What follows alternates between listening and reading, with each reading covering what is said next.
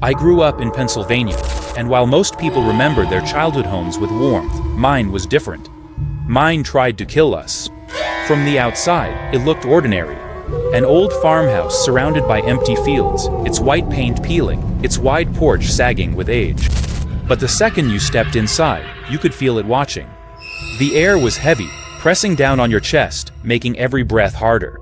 At night, the house came alive. I didn't just grow up in a haunted house. I survived it, but not everyone in my family did. The house had been in our family for generations, but most of its history was hidden. Neighbors whispered about children who died young, people who vanished without explanation. My father brushed it off, but my mother never denied it. She just kept her silence, which was worse than any answer. From the very first night, I knew. I lay in bed staring at the cracked ceiling when footsteps echoed in the hallway. Slow, dragging, uneven. I thought it was my father, but when I peeped out, the hallway was empty. The steps stopped instantly. When I crawled back into bed, they started again. This time right outside my door. It never stopped. Night after night, the footsteps returned. Sometimes circling the upstairs, sometimes pausing outside my door like something was waiting to come in. Doors swung open by themselves. The basement door was the worst. My mother always kept it locked, but I often found it wide open. Sometimes I swore I heard breathing down there, wet, heavy, animal-like breathing. My younger sister woke one night screaming. She said someone had sat on her bed, gently stroking her hair. After that, she refused to sleep in her room. She moved into mine, and we lay awake together, clutching each other, listening to the endless footsteps pacing the hall.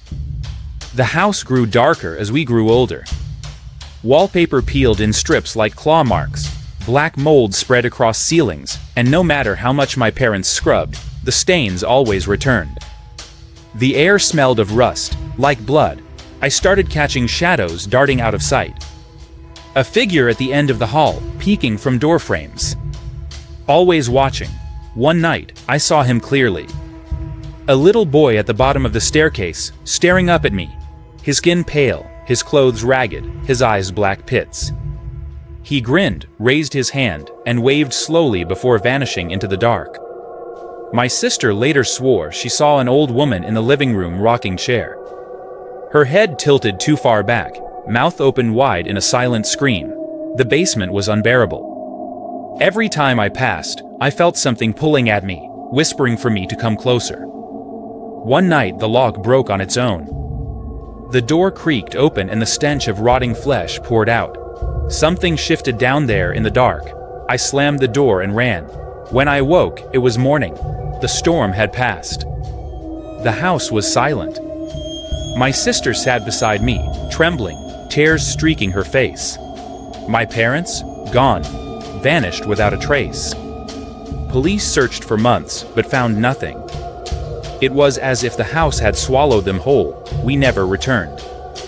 The farmhouse still stands, rotting, patient, waiting. Its walls whisper in the wind, and sometimes, when the moon is high, I swear I see shadows move behind the broken windows. The air around it feels wrong, heavier, as if the house is breathing.